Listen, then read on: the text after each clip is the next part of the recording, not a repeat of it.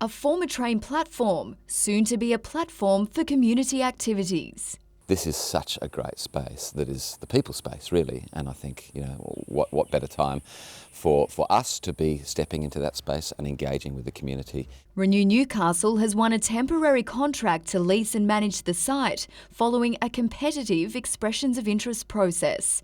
It has a proven track record of transforming disused spaces in the city, including the old David Jones building. Now it plans to do the same with the heritage-listed station. On the cards, a cafe, food trucks, possibly a licensed venue and live entertainment.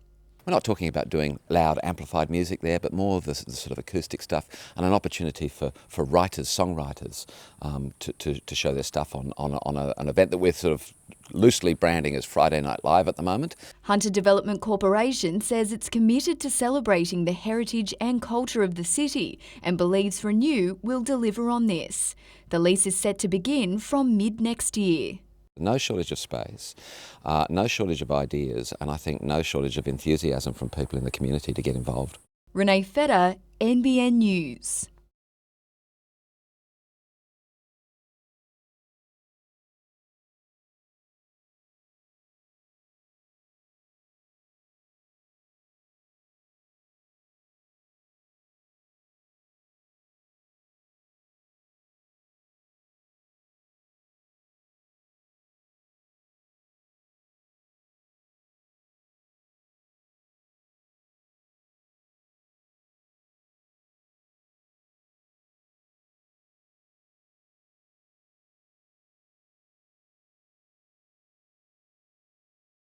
Some shoppers have been more organised than others this Christmas. I've got my niece and my nephew left and then I'm done. All wrapped under the tree. Yep. We've done it all. We did it all the start of November. The mood high at Westfield Katara. Everyone's been pretty polite, but I guess when you've got a smile on your face, it's hard for people to be cranky back. So I spent all my money from my paycheck on my family. At Charlestown Square, last-minute orders were placed. This week, the centre had its biggest day on record. Thursday midnight trade was our record day, over 85,000 people through Charlestown Square. If you're yet to make up your mind, the hottest trend this year is customisation. A lot of the fashion retailers are personalising a lot of the clothing, putting names and stuff like that on that. If you're on a budget, this personalised Tim Tam box from Maya will only set you back $15. While the majority of shopping lists this weekend change from presents to prawns. As we get closer to Christmas Day, we start to see people move towards buying the fresh food and produce for Christmas lunch. Supermarkets will have extended trading hours tomorrow at both Westfield Katara and Charlestown Square. The retail world will then take one day's break before it revs up again on Boxing Day. Georgia Ma, NBN News.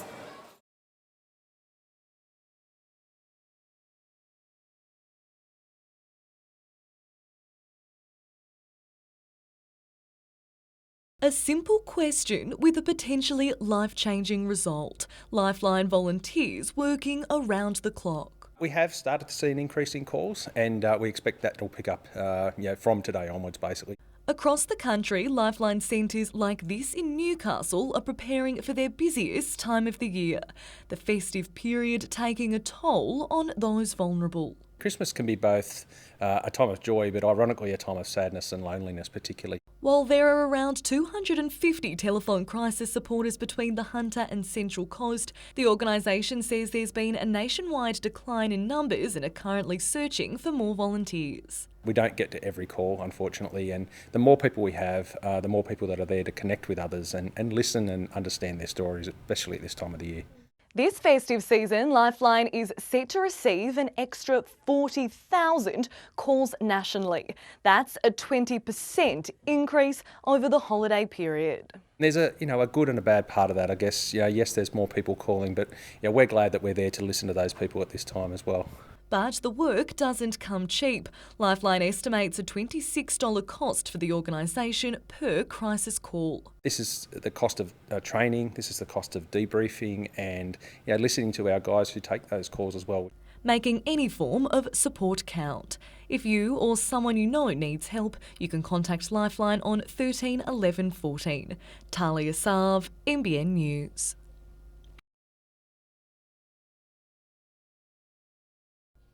With the fans showing solidarity in the stands, the Jets went on the attack from the opening whistle. Andrew Naboot thought he'd put Newcastle ahead. Looking to beat Western Sydney for the first time in the Hunter, it didn't take long for the Jets to hit the front.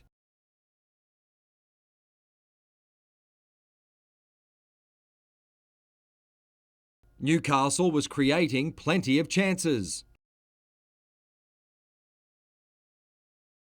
Man of the match Dimi Petratos also went close before the break. The home side was on target early in the second half.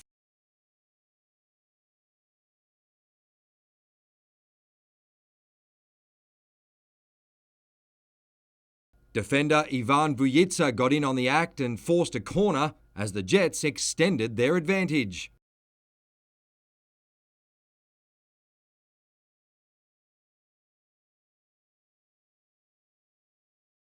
That goal marked the first time Newcastle had scored 3 in a game against the Wanderers. That record didn't stand for long.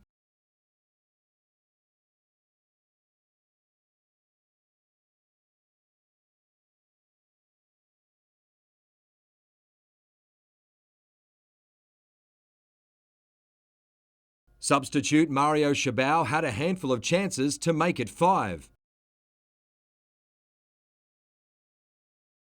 But the fans were more than happy with their early Christmas present. I think it was one of those games where it was complete domination, and we had 10-1 shots in the first half, and I'm one of these people in the second half saying, see if we can beat that in the second half, and the boys just went out there and they did it really well. I actually enjoyed watching it for a change, and I did smile twice, I think.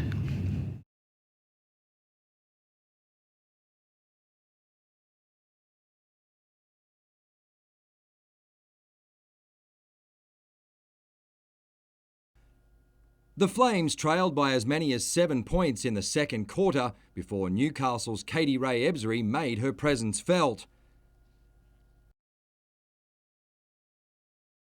The Opals guard stepped up her effort on offence, scoring 7 straight points to keep Sydney Uni in touch with the Lightning. She stepped up again in the third quarter as the Flames battled to stay in touch. Ebzery showed composure in the final seconds of the quarter.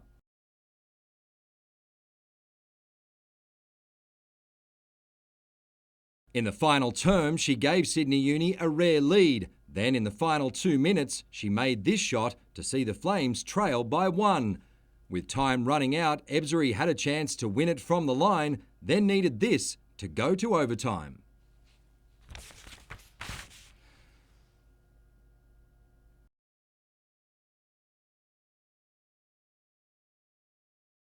In the extra period, teammates Asia Taylor and Alex Wilson dominated as the defending champions ensured their passage into the postseason.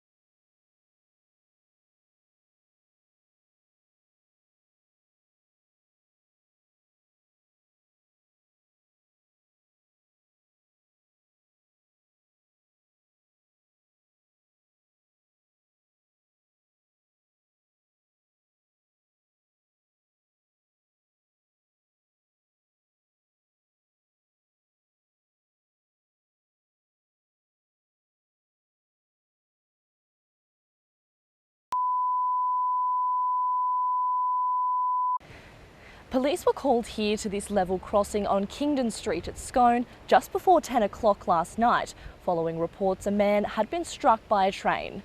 When officers arrived, they found the man, who's yet to be identified, lying unresponsive. He died at the scene. The coal train, which was empty, came to a stop almost 100 metres away near the Liverpool Street level crossing.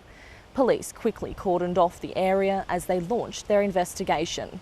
They say one line of inquiry will be whether the man may have been under the influence of alcohol.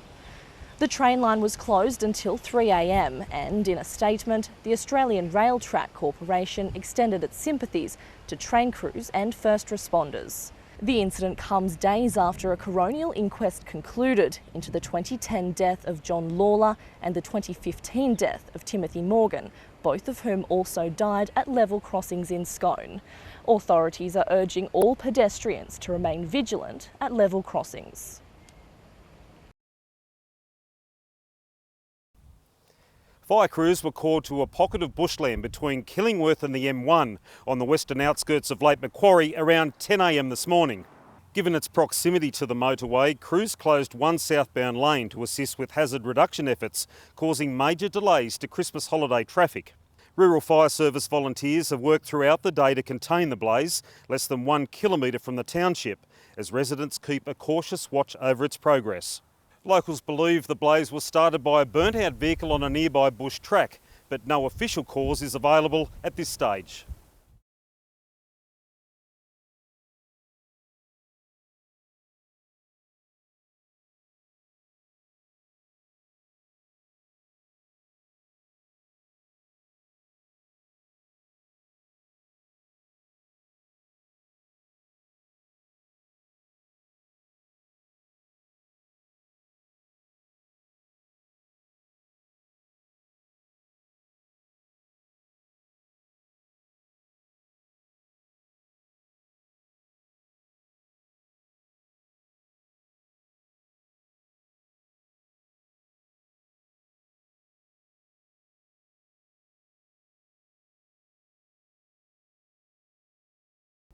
The latest link in the Bathers Way walk, and at a cost of $4 million, it's money well spent, according to the Mayor. Every time we open up a section of Bathers Way, we see at least a doubling of the pedestrian traffic.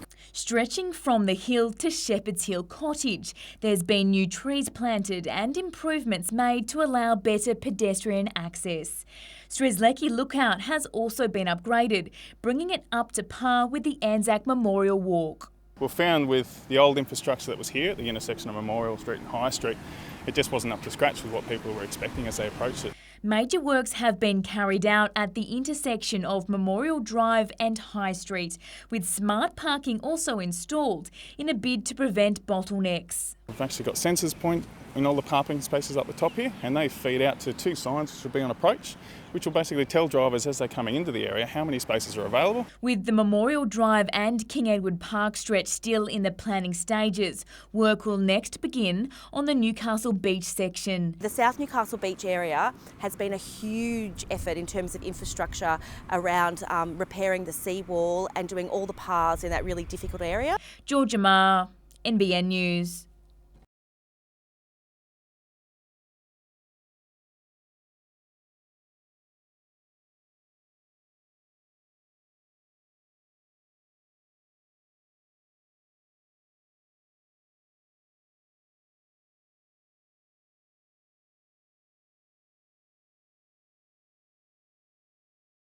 Somewhere around 2,000 dozen oysters, probably 7 or 8 tonne of prawns, a couple of tonne of other fillets and seafood, and probably 300 or 400 lobsters. It all adds up.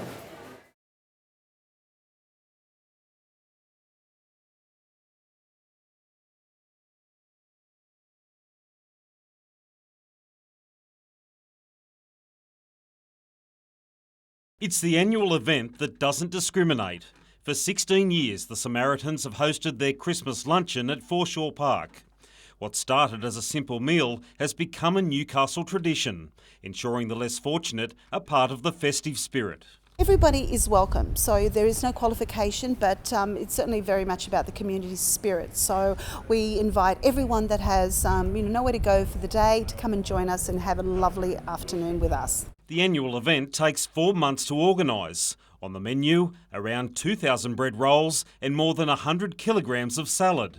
We're starting off with breakfast at 8 a.m, followed by lunch, which will be served from midday. But there's lots of activities, such as there'll be amusements for the children, and there'll be lots of singing and dancing and a whole celebration. But it basically goes until 3 o'clock in the afternoon. While the event caters for families and individuals struggling to keep up with the demands of life, around 600 children are expected. Each will receive a special Christmas gift. But whether it's for a hearty lunch or just good company, the dedicated work of dozens of volunteers won't go unnoticed. We like to look after those that are less fortunate, those that actually are lonely, have nowhere to go on the day, because it really is a celebration where we can all join together. Stephen Mount, NBN News.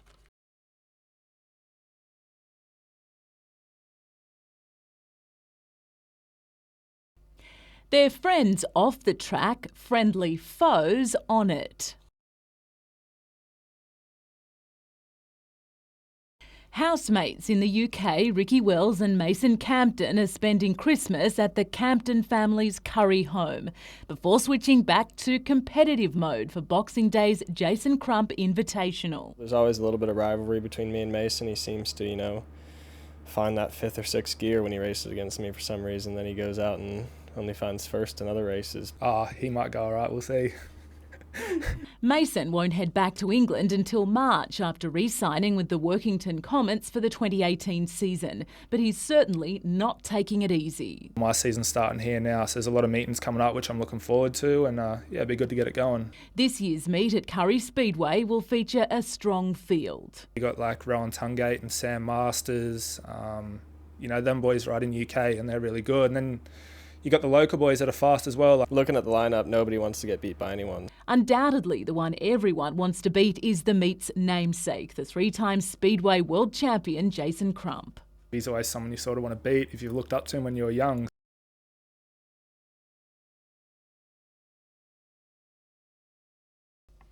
Lauren Parker knows hard work. She thrives on it. I train twice a day, sometimes 3 times if I do a couple of gym sessions a week. I've been hand cycling 4 times a week and on the racing chair 3 times a week. But the talented athlete never imagined her life would look like this. This was the 28-year-old in April, confined to a wheelchair and given a 1% chance of walking again after crashing into a guardrail during a freak training accident. Just 5 weeks after leaving rehab, Lauren is preparing for her first sprint para-triathlon and the start of an inspirational journey. I never thought that I'd be getting back to triathlon this quick, let alone the Com Games. And when Triathlon Australia approached me and said they want to try and get me there, I was like in disbelief. Like, I just got out of rehab and they're going to look at me for Com Games. Like, yeah, it's so good. Don't get me wrong, I hate being in a chair and everything's so difficult and hard and people don't see like the hard stuff that I have to go through, but I'm trying to look at the positives and get the most out of my sport and get back into training, which is where my happy place is. Lauren is now under the guidance of experienced coach Andrew Dawes, with none other than Kurt Fernley to train alongside. We approached him and he was really happy to get on board to be my coach, and yeah, he's really happy. The first big test will be a Commonwealth Games qualifier in St Kilda next month. She'll also compete in the Spark Helmore Triathlon in February, which will raise money for her foundation. I'm just overwhelmed at, how much support that people want to give me.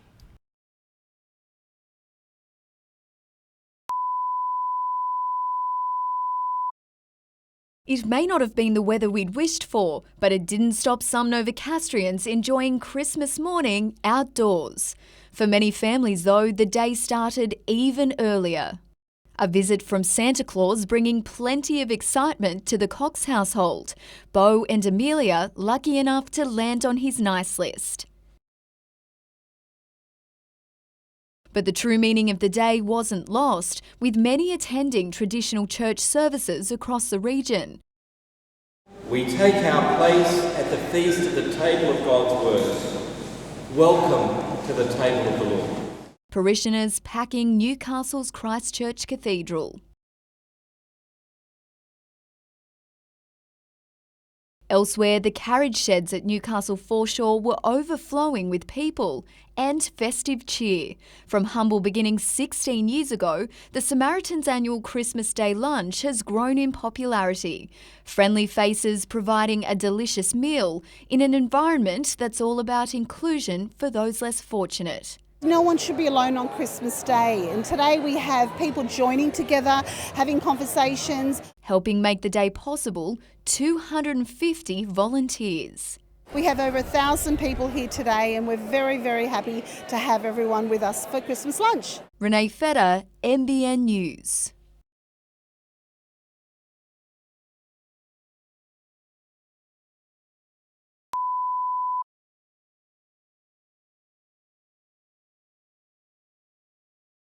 Pretty busy here today? It's absolutely crazy. If you weren't in bed, it's likely you were here. The Hunters' big shopping centre's a mecca for bargain hunters. It's pretty much sales across the board. Every shop, just about every shop is on sale today. From fashion and electronics to everything in between, some retailers slashing up to 70%. The major stores snagging customers early. Maya open since 7 a.m. Really good, lots of bargains to be had. The crowds are great, they're not too bad, and we've got a car park, so that was good. That's despite some lines snaking out the door. It's been like this since 8 o'clock as well. There was no shortage of moral support, partners braving the rush. I've been doing much shopping, it's mainly my wife. Food courts packed for those needing to refuel. Having a bit of a break? Yeah, already got swollen ankles. Proving popular were the centre's new stores, while Christmas decorations seemed the ultimate bargain. If these crowds are anything to go by, the state government's decision earlier this year to legislate Boxing Day trade in regional New South Wales has been welcomed by shoppers with open arms and open wallets. Any more shopping? Yeah, we're not done. Nowhere near it. Talia Sav, NBN News. The lines were long from early in the afternoon, thousands ready for a day at the races. It's so important for racing to have traditions, and this is obviously a Newcastle tradition. As always, the crowds arrived with a few tips up their sleeves. The bettor doesn't reveal his secrets. Business initially quiet in the betting ring. It's the slowest I've seen in 35 years I've worked here, but I hope it improves. But this is no ordinary day at the track. Boxing Day is the NJC's party day. We don't make any bones about the fact that a lot of the people come along here to catch up with their friends, and the racing's secondary.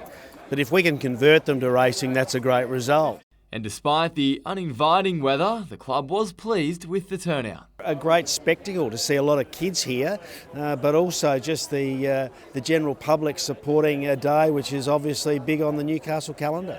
Samuel Jordan, NBN News.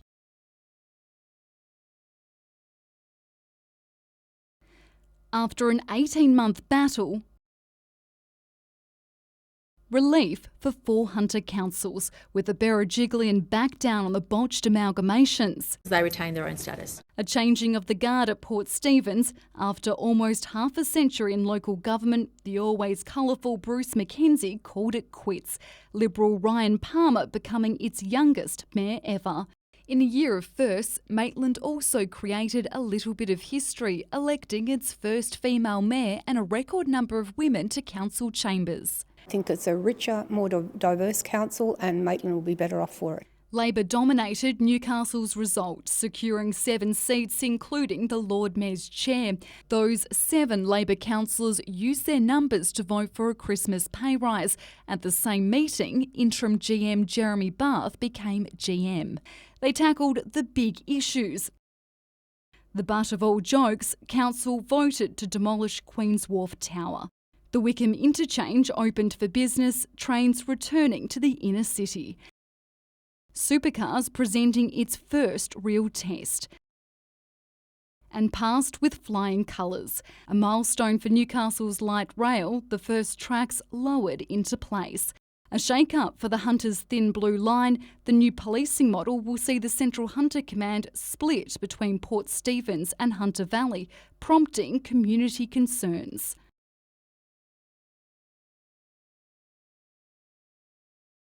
Newcastle farewelled its longest-serving top cop, with John Grolton taking the reins at Tuggerah.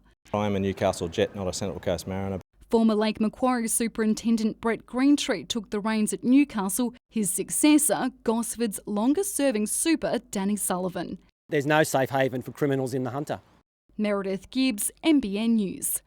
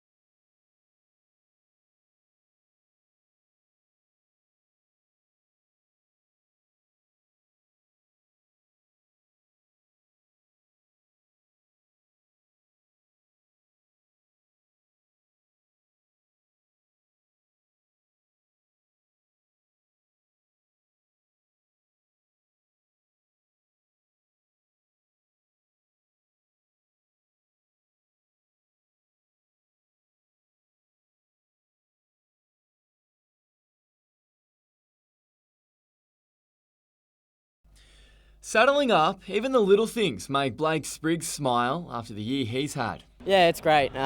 Just consistently riding winners again.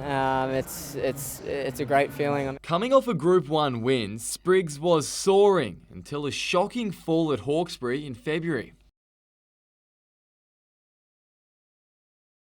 Fractured my kneecap and had a severe concussion, so it put me out for about 5 months. Your question, is it all worth it? The early mornings and the hard side of the game, but as soon as you get back on and you get to sort of get to know the horses again and get that feeling, it's kind of like an addiction, and it does force you to look back and say, this is what I'm going to do when I get back to improve yourself, and you obviously enjoy the game a lot more as well. That's all a memory now. The 25-year-old is back in full flight. He's been getting plenty of rides, including with Gai Waterhouse and Chris Waller. His eyes now firmly back on racing's biggest prize. Even without winning it, the Melbourne Cup's just so special, and you sort of get that opportunity probably once in a lifetime. But another opportunity could be on the way. Spriggs has high hopes for Japanese horse The Bandit, even comparing him to Sir John Hawkwood, his runner in the Melbourne Cup. He's shown me all the makings of Sir John and more. Potentially he could be a better horse. And watching the Melbourne Cup last year, obviously being in it the year before, it was giving me goosebumps just watching, and it's just a real drive to want to get back there.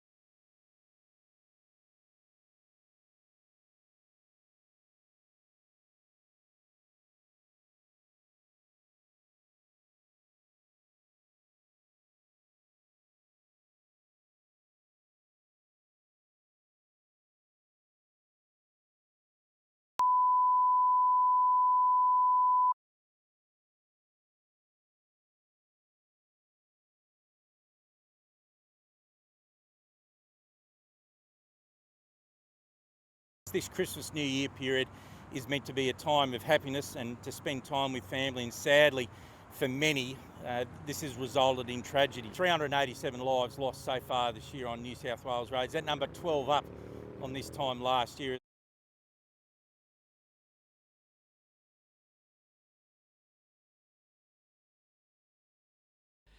Same story, different year. Another police operation and more than 2,700 speeding fines issued on Northern Region roads. Speeding being 20% of all fatal motor vehicle collisions in Northern Region, so it's quite disappointing to see such a high number of people getting caught speeding. The majority of those in our own backyard. Hunter Region, it tends to be a large portion of those, unfortunately. More than 67,000 RBTs have been conducted so far. The message to motorists: essentially every car we have is out on the road these school holidays. We're running them continuously. Meanwhile, after almost a quarter of a century, the Beresfield Driver Reviver will close its doors next Monday. A familiar sight to weary travellers, Lex Parsons is its longest-serving volunteer. He'll be signing off after 16 years. We enjoy it, always enjoyed it, and we're very sorry it's not going to be here. For second-generation travellers, the traditional road trip takes a new turn. I might have to find a Macca's. I have to find a Macca's, yeah. Yeah. What will Macca's run? Stephen Mount, NBN News.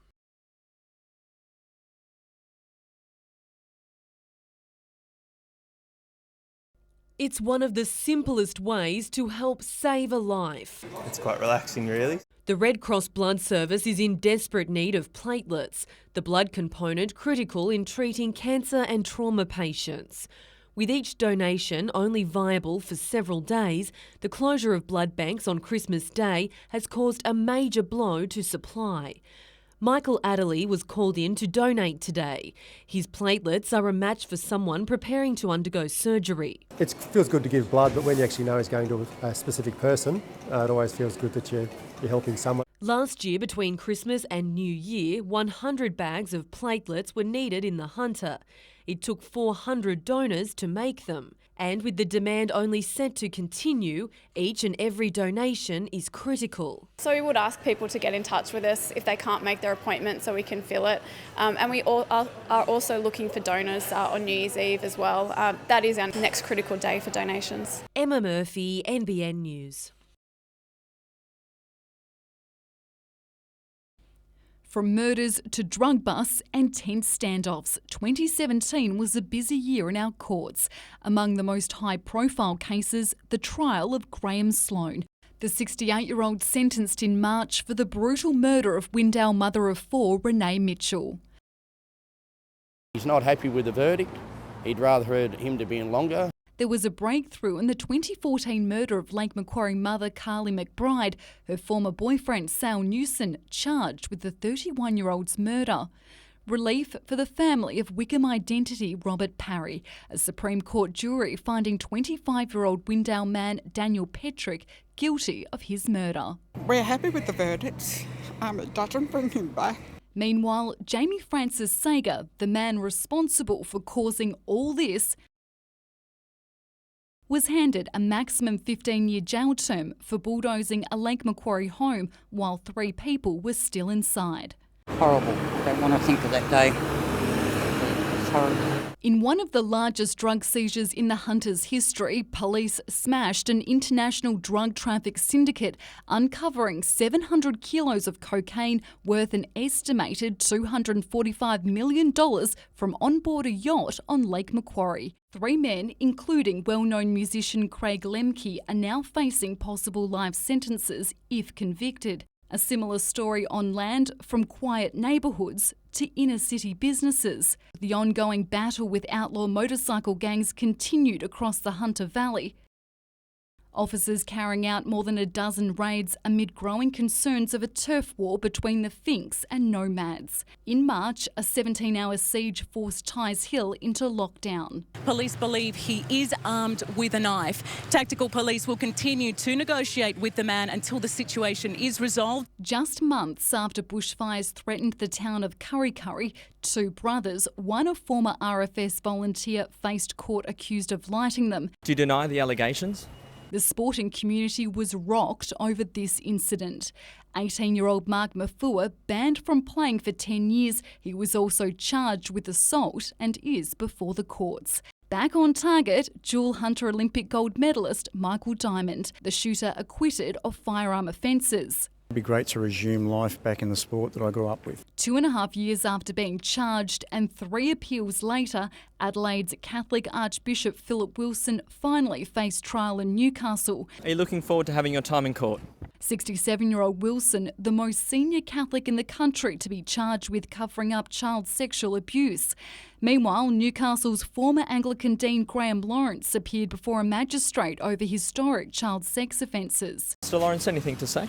And it took over 3 decades, but 2017 saw one of the Hunter's longest murder mysteries come to an end. Rodney Lawrence admitting to playing a role in the 1982 cold case of Betty Elizabeth Dixon. Sentenced to 18 months jail, Lawrence walked free, having already served that time in custody. A man that did a lot of things that were very, very wrong gets away scot-free. Looking ahead to 2018, the 6-month trial of Newcastle Dr Jeremy Coleman will continue. The 64-year-old is facing 66 charges and is accused of assaulting more than 40 patients. His trial is expected to run until March. Meredith Gibbs, NBN News.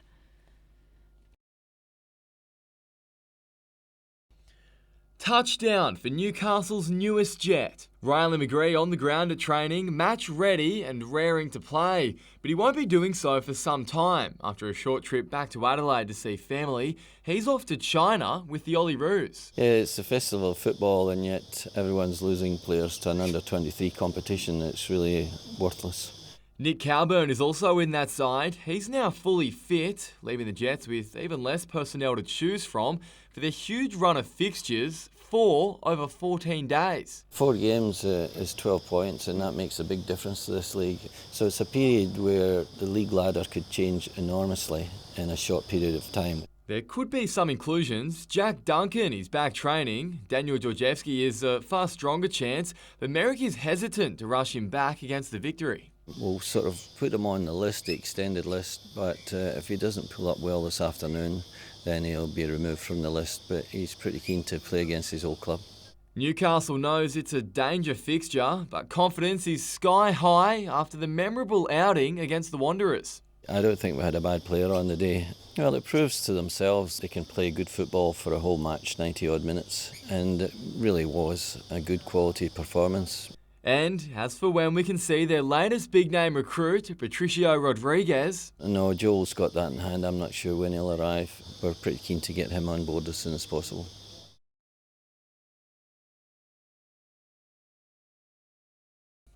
Buzzing with thousands of punters one day, machinery the next. This is the never-ending challenge of keeping a racetrack happy and healthy. The track is undergoing a facelift, a surprisingly large operation to the tune of $25,000. Equipment has been brought in from Randwick, coring the turf, before it's then dethatched. It's a steep learning curve, Sam. We've learned a lot about this track, but the maintenance is the key, and you've got to keep on removing that dead thatch so that the course can continue to breathe and perform. At yesterday's meeting, the inside 10 metres was removed. It was worked on a week ago. Already there's a notable difference. Now the course proper will get its chance to rest. We've only got one race meeting in January, which will be on the Beaumont track. It means that we can effectively quarantine the course proper for 5 or 6 weeks. By the first week of February, this will look absolutely fantastic.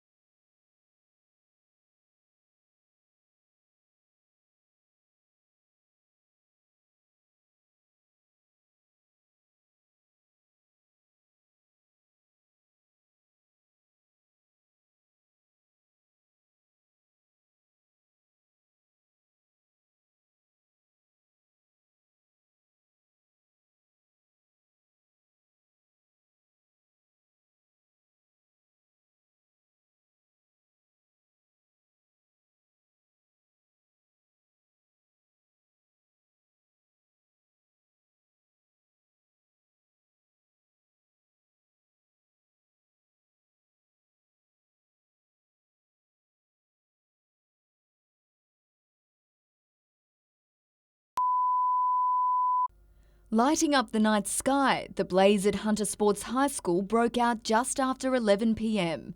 Fire crews found the large building well alight. At one stage, around 70 firefighters were on scene. We initially sent our crews from Charlestown and Tingira Heights, and on arrival we escalated it, and we eventually had six stations from the area plus an area appliance fighting the fire. The situation made even more difficult with limited access to water. The crews had difficulty with water. They had to relay from the highway, so they've done a really good job putting the fire out and stopping any further extension. The two-storey building, which was home to 4 industrial arts classrooms and a storeroom, was destroyed, leaving an estimated damage bill of $500,000. The cause of the fire is being investigated by police. It comes as Hunter Sports High is undergoing a major redevelopment. The Department of Education says the school will operate as usual in 2018, and it's arranging for demountable classrooms to replace the destroyed building ahead of a new industrial arts classroom block, which is now being built. Renee Feder, NBN News.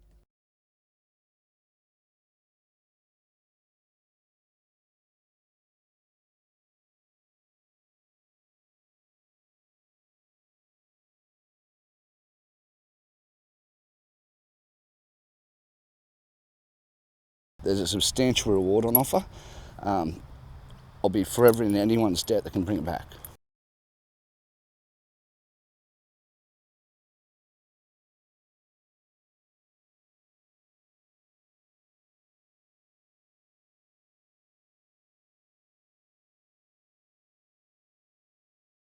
Whether it was on the field or off it, we hosted some of the biggest names in the country, drawing unprecedented numbers to the region. Even before the main show rolled into town, most residents were racing to be a part of the supercars action. And while the bitter battle over the Newcastle 500 continued, it's vandalism. Total, absolute act of vandalism. Nothing could stop the supercars juggernaut as it rolled into town. Our first spin in the driver's seat hailed a huge success as more than 192,000 fans jostled for pole position over the 3-day event. The only thing faster than the cars themselves coming from above. From 4 wheels to 2, Newcastle's Supermoto brought international stars home.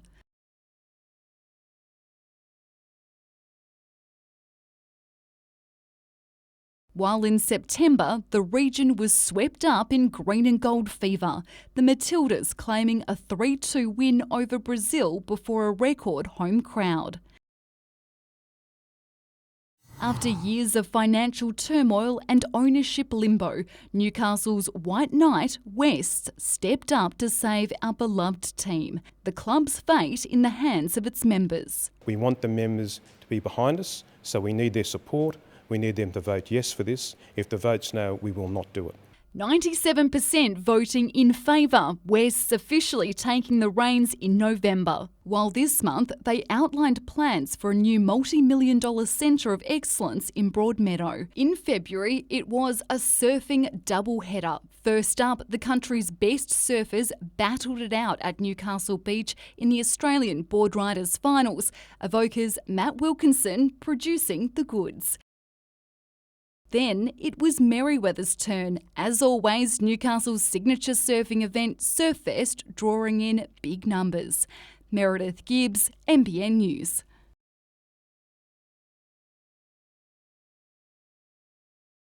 Fences at Hunter Valley Zoo lined with eager onlookers.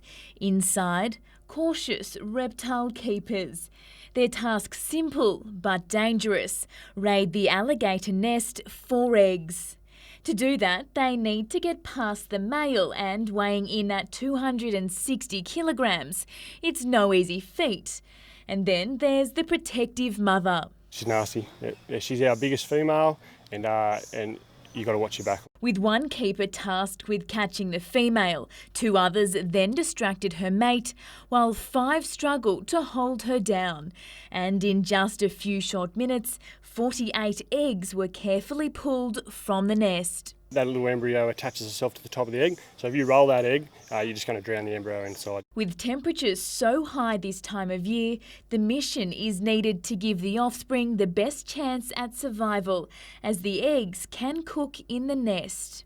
But if they did happen to hatch, it wouldn't take them long to get through our fences, down into the creeks and the rivers. You wouldn't want to swim with them, would you? The incubation temperature important in determining whether the embryos become male or female. Really low temperatures and high temperatures are usually males, in betweens are female. And in around 60 days' time, the hatchlings will be taken to many other reptile parks across the country. Georgia Ma, NBN News.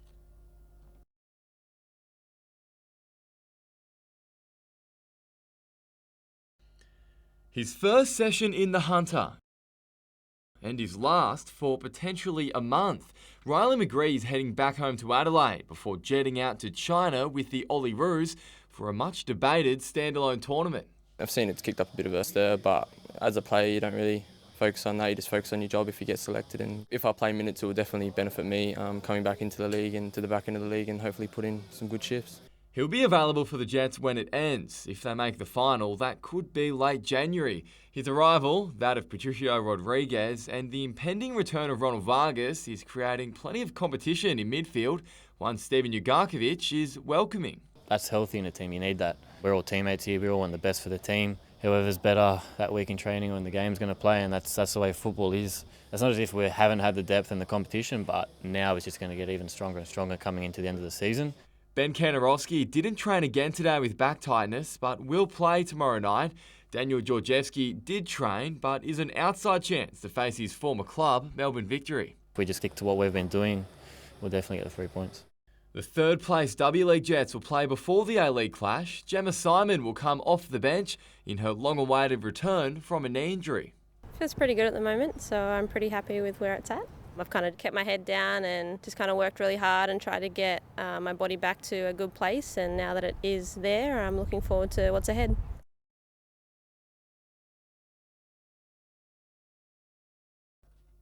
It's the classic sporting cliche, but 2017 really was a year of two halves for the Newcastle Knights. Their 30th anniversary pre-season was thrown into chaos. The shock news came late this afternoon. Jared Mullen has tested positive to an anabolic steroid. He's gone outside of the club and taken advice from someone. Now he's going to pay a price.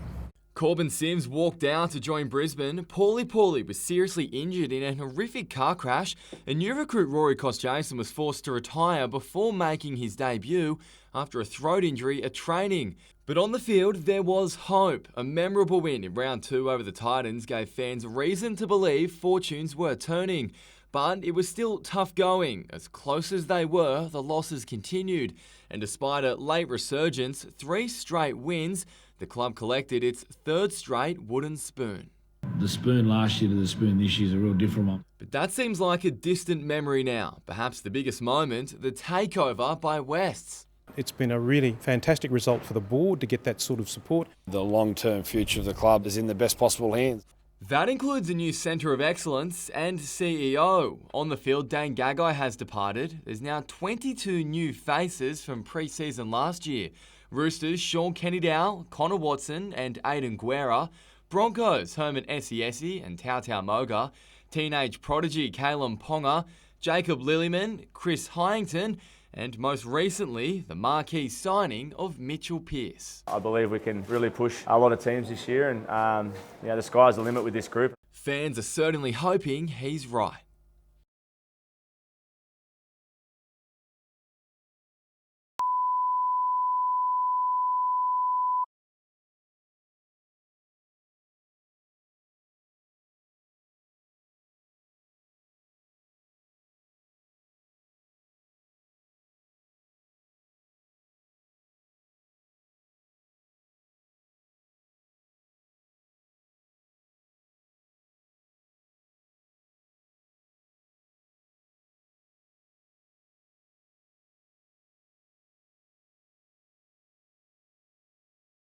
A helicopter circles above as a 2.3 metre tiger shark swims below.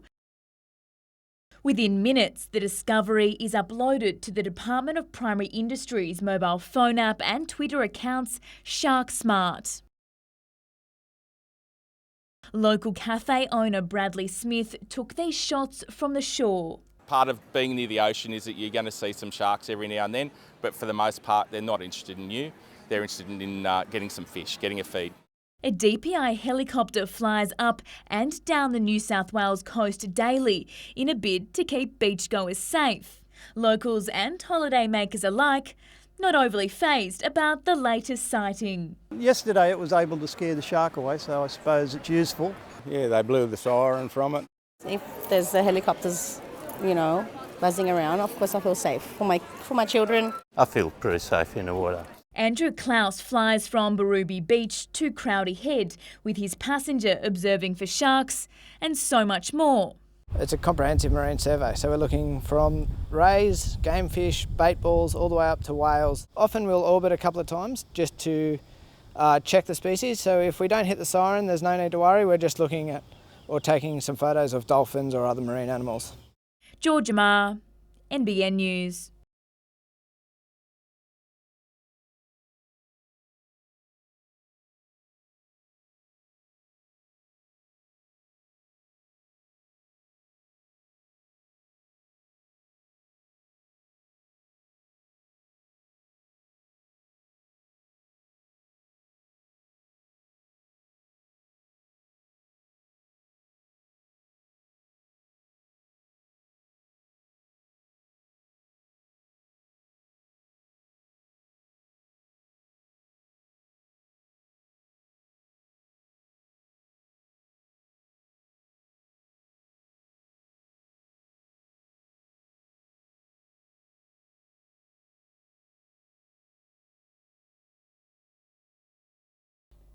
From Port Stephens to the Hunter Valley, we were pushed to the limits, experiencing our fair share of drama in 2017.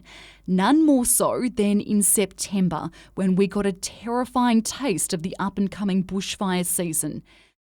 Stifling heat and howling winds flaring the Richmond Vale blaze, scorching close to 1,000 hectares of land and threatening homes and local wildlife. Irreplaceable pieces of locomotive history left in ruins.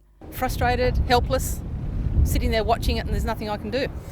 It wasn't the only landmark damaged by fire. Another chapter in the slow decline of a Newcastle icon, part of the old post office, went up in flames in August. While in downtown Singleton, there was utter chaos. Attempts to halt the out-of-control truck failed.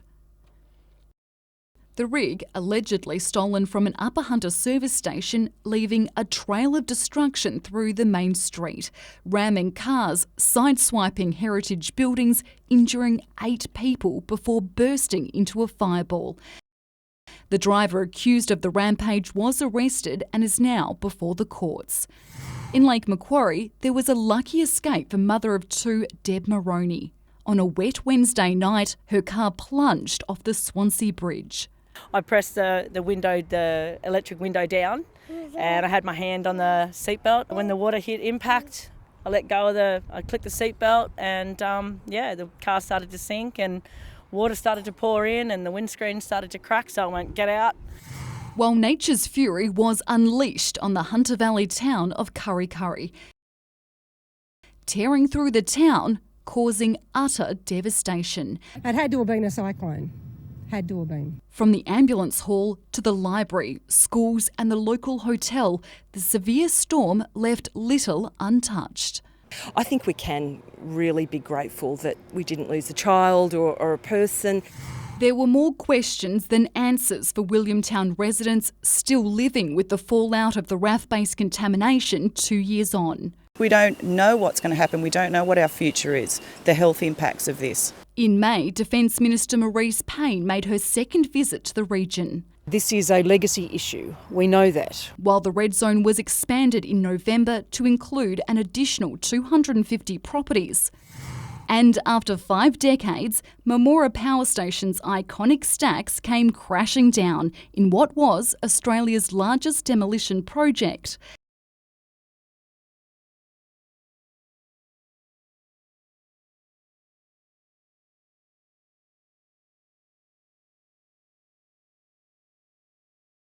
Meredith Gibbs, NBN News.